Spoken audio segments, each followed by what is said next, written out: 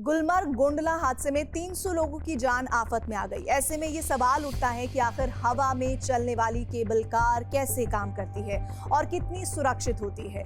ये जानिए, इसकी पूरी टेक्नोलॉजी को समझिए। नमस्कार, TV9 डिजिटल में आपका स्वागत है। मैं हूं आपके साथ प्रीति रघुनंदन। जम्मू कश्मीर के गुलमर्ग में सोमवार को एशिया की सबसे ऊंची और दुनिया की दूसरी सबसे बड़ी और लंबी cable car ropeway Gulmarg Gondla में अचानक आई तकनीकी खामी ने हर किसी को डरा दिया है। इस खराबी के कारण रोपवे हवा में ही थम गया और करीब 300 पर्यटक सैकड़ों फीट की ऊंचाई पर फंस गए। प्रशासन ने तुरंत बचाव अभियान शुरू कर पर्यटकों को सुरक्षित निकाला। लेकिन क्या आप जानते हैं कि केबल कार की तकनीक कैसे काम करती है और कैसे ये हजारों फीट ऊपर वजन उठा पाती है? चलिए आपको बताते हैं। रोपवे या गोंडोला केबल कार प्रणाली पूरी तरह से मैकेनिकल और इलेक्ट्रिकल इंजीनियरिंग का एक बेहतरीन तालमेल होता है। इसमें स्टेशनों पर बड़े बड़े पहिए यानी ड्राइविंग पुली लगे होते हैं, जिन्हें शक्तिशाली इलेक्ट्रिक मोटर घुमाती है। एक कंटिन्यूअस लूप वाली मजबूत स्टील केबल इन पुली के चारों ओर लगातार चक्कर लगाती है। जब मुख्य मोटर पुली को चलाती है तो वो पूरी स्टील की रस्सी को आगे खींचती है, जिससे मुख्य केबल से मजबूती से जुड़े हुए केबिन एक स्टेशन से दूसरे स्टेशन की तरफ बढ़ते हैं। आधुनिक रोपवे में यात्रियों की सुविधा और सुरक्षा के लिए डिटैचेबल मैकेनिज्म तकनीक का इस्तेमाल हुआ है। जब कोई केबिन स्टेशन पर पहुंचता है तो वो एक विशेष ग्रिप की मदद से मुख्य तेज रफ्तार केबल से अपने आप को अलग कर लेता है।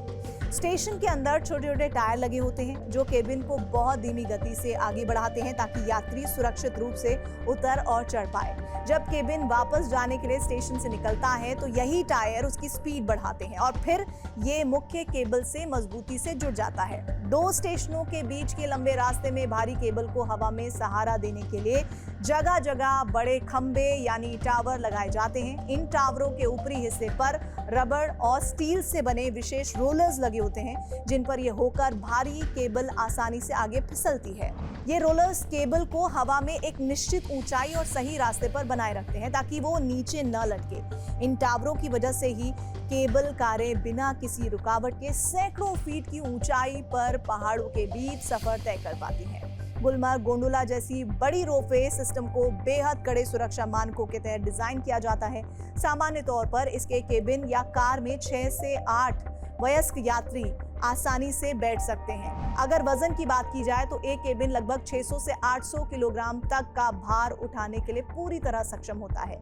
पूरी रोपवे लाइन पर एक साथ कई केबिन चलते हैं, इसलिए मुख्य स्टील केबल को इस तरह बनाया जाता है कि वो कई टन का वजन और हवा का भारी दबाव एक साथ झेल सके।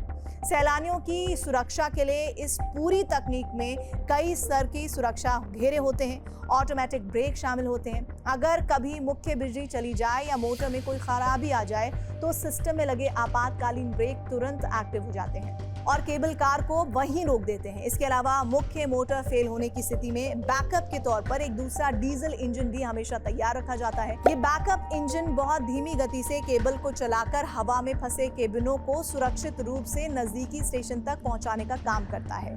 रोपवे सिस्टम में खराबी आने की कई अलग अलग तकनीकी वजह हो सकती हैं। कई बार अचानक तेज हवा चलने या मौसम खराब होने की वजह से सेंसर सुरक्षा के लिहाज से सिस्टम को खुद ही लॉक कर लेते हैं। इसके अलावा केबल को घुमाने वाले पहियों में खराबी आ सकती है। बिजली की सप्लाई में अचानक उतार चढ़ाव या इलेक्ट्रॉनिक कंट्रोल पैनल में गड़बड़ी आने से भी केबल कार बीच रास्ते में रुक जाती है। गुलमर्ग जैसे जगहों पर ज्यादा ठंड और बर्फबारी के कारण भी मैकेनिकल पार्ट्स में कभी कभी कोई खामी आने को देखने को मिलती है। तो ऐसे में अगर इस तरह केबल कार में कोई खामी आती है तो उसे अगर समय पर दुरुस्त कर लिया जाता है तो उसमें डरने की कोई बात नहीं है। लेकिन सच बात यह है कि जब आप आसमान में हैं तो कभी भी कुछ हो सकता है। इस बात को भी नकारा नहीं जा सकता क्योंकि आखिरकार तो आप बैठे हुए हैं किसी मशीन में ही, मशीन का हिस्सा ही है वो। आपको अगर ये जानकारी समझ आई, पसंद आई या कोई आपको वैसी बात लगी जो छूट गई है तो ज़रूर कमेंट करके बताइएगा। और अगर ये जानकारी वाकई आपको लगी कि काम की है तो इसे लाइक कीजिए, शेयर कीजिए और हमारे चैनल को सब्सक्राइब कीजिए। शुक्रिया।